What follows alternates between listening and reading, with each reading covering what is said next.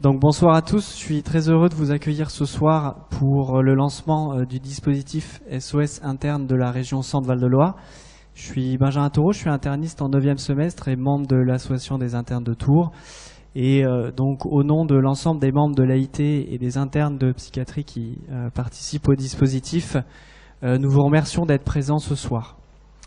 Les objectifs de cette conférence sont doubles. Premièrement, c'est d'expliquer de manière pratique comment va être mis en place le dispositif SOS à l'ensemble donc des internes de la région, à nos professeurs et enseignants de la faculté, l'ensemble des médecins et les instances hospitalières et administratives qui gravitent autour de la gestion des internats et des internes.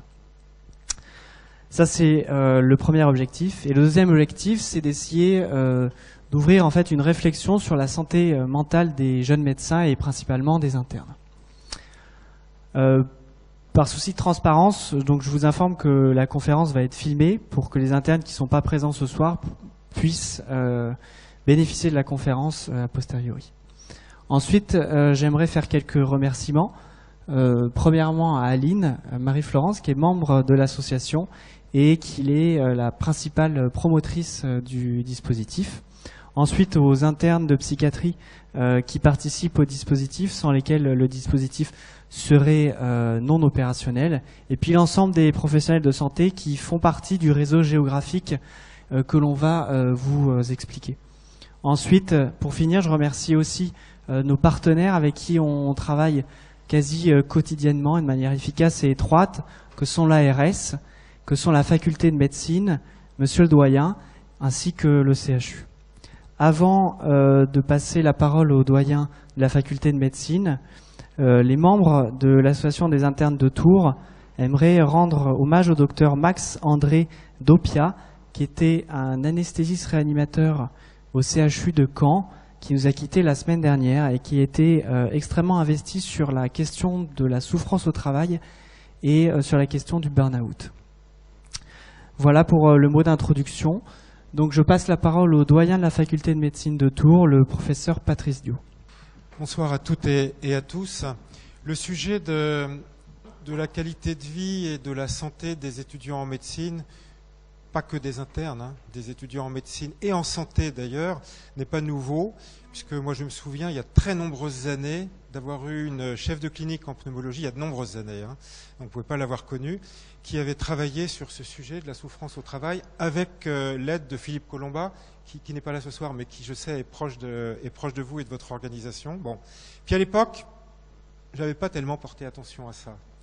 Et petit à petit, depuis que j'ai pris mes fonctions de doyen, j'ai commencé à être sensibilisé à ces questions auxquelles je n'étais pas suffisamment réceptif avant. Alors ça, je le dois à Alban Dancé, au docteur Dancé, qui est ici, qui avait eu la gentillesse de m'inviter à présider son jury de thèse que j'avais lu avec beaucoup d'attention, qui a commencé à me sensibiliser, enfin non, j'étais sensibilisé un peu avant, mais à m'apporter des données un peu chiffrées. Et puis Émilie Arnaud et un certain nombre de personnes avec elle, Émilie Arnaud qui est ici présente du service de santé de l'université, a dirigé, là aussi avec Philippe Colomba, avec d'autres, je ne vais pas citer tout le monde, un travail qu'on est en train de mettre en forme pour le publier, sur, là encore, la qualité de vie des étudiants en santé, puisqu'on a des données qui sont très larges et qui confirment, bon, finalement, ce que tout le monde sait, ce qui est bien le problème, parce qu'on fait le constat partagé que les étudiants en santé ont un mal de vivre et puis ont même une santé qui est altérée par rapport aux étudiants des autres composantes de l'université du même âge et par rapport aux gens du même âge qui sont dans d'autres engagements de vie que l'université. Alors c'est pas possible d'accepter ça. Moi je l'accepte pas parce que je me dis que on se prépare ici les uns et les autres. On va vous préparer et nous essayons de vous préparer à exercer un métier qui est quand même magnifique.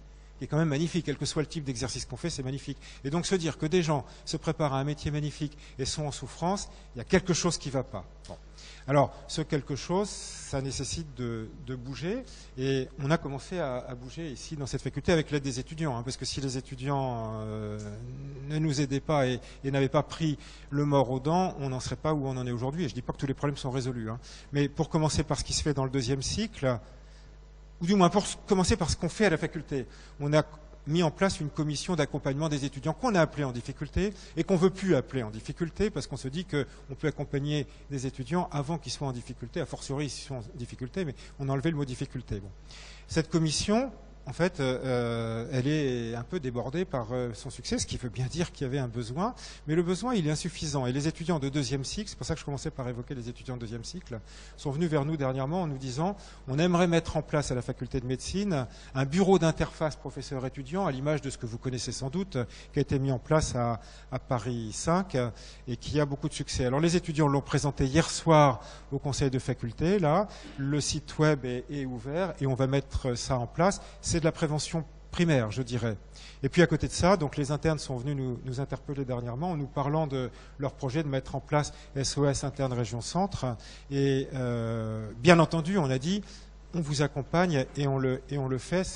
C'est absolument évident qu'il faut avancer. Alors,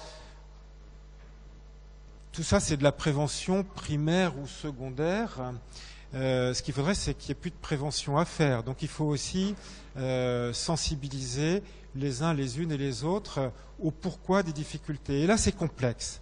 C'est complexe, parce que quand j'ai lu la thèse d'Alban Dancé, il y avait un verbatim à la fin, et donc j'ai lu des choses horribles dont je ne pensais pas qu'elles pouvaient être prononcées par des professionnels de santé, en plus engagés auprès des gens. Bon.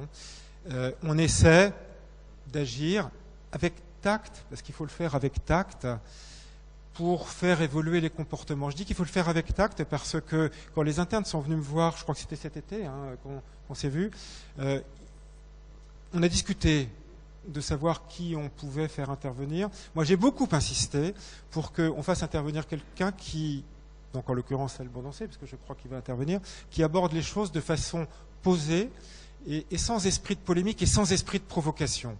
Parce que je pense que il faut, si on veut faire évoluer les choses, éviter de choquer, même si vous allez me dire, ceux qui profèrent les propos que j'ai pu lire dans la thèse d'Alban Dancé, ils ne prennent pas de pincettes, bon, ok, mais d'autres sont plus attentifs, et donc je pense qu'il faut éviter de choquer quand on aborde ces questions-là. Je ne suis pas en train de faire de l'angélisme, hein, c'est simplement que j'ai un petit peu l'habitude des rapports humains, et que je sais que ce n'est pas en étant excessif ou en étant brutal qu'on fait avancer les choses, il faut y aller étape par étape, avec un peu de tact. C'est des sujets qui sont quand même extrêmement sensibles.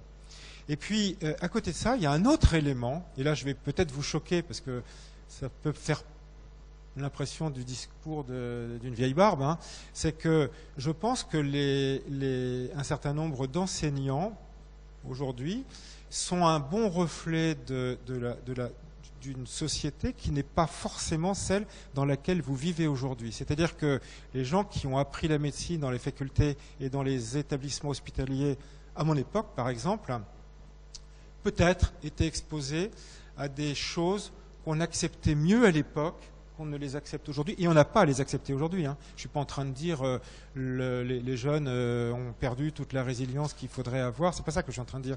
Je dis simplement qu'il y a une société qui a évolué et que si on n'y pense pas suffisamment, on ne se rend pas compte que des choses que j'aurais acceptées, hein, ce qui m'est arrivé de me faire maltraiter finalement hein, par des anciens, bon, parce que c'était comme ça à l'époque, on se plaignait pas trop et puis on l'acceptait, c'était pas bien. Bon, voilà. Donc il faut communiquer comme vous l'avez organisé et puis essayer de faire évoluer les choses. Mais vraiment, je vous le redis, quitte à passer pour une vieille baderne, hein, faut le faire avec tact, sans se dire il y a d'un côté les malheureux étudiants, puis de l'autre les méchants enseignants. C'est plus compliqué que ça quand même. Et je pense que il y a une majorité d'enseignants qui sont conscients qu'il faut faire évoluer les choses et qu'on va les faire évoluer ensemble et que SOS Interne Région Centre Val-de-Loire sera dans la faculté, enfin où vous voudrez en tout cas, mais dans la faculté quand vous voudrez, ma porte vous est ouverte et que moi j'ai bon espoir qu'on fasse avancer les choses parce que je pense qu'on est mobilisé ici, peut-être plus que dans certaines autres facultés. Je sais qu'il y a d'autres facultés où le sujet est travaillé. J'étais au congrès de la NEMF, là, pas samedi dernier, mais le samedi d'avant ou le samedi d'avant encore, je ne sais plus. Bon, on a discuté de ça. Je pense quand même qu'on est particulièrement sensibilisé à ce sujet-là. Donc on va y arriver ensemble, on y arrivera par petites touches, il ne faut pas se décourager. Et puis si, malgré tout ce qu'on est en train de raconter, certains d'entre vous rencontrent des difficultés, sachez que l'équipe des Canals en particulier, que je représente, mais je crois les enseignants en général, sont à votre disposition pour vous écouter. Il ne faut pas rester à se laisser ronger par des difficultés personnelles. J'ai entendu j'ai entendu des internes en difficulté, j'ai entendu des parents d'internes me décrire des situations difficiles. J'espère quand même que, en tant que professionnel de santé, en tant qu'enseignant en médecine, on est capable de prendre ses responsabilités et de faire face à ces enjeux qui sont absolument énormes. On est dans une faculté ici et dans un CHU, parce que le CHU partage ses valeurs, qui tient absolument à marcher sur deux jambes, c'est-à-dire à concilier la recherche de la performance, parce que c'est normal, mais aussi la qualité de vie et la santé, et l'un ne va pas sans l'autre.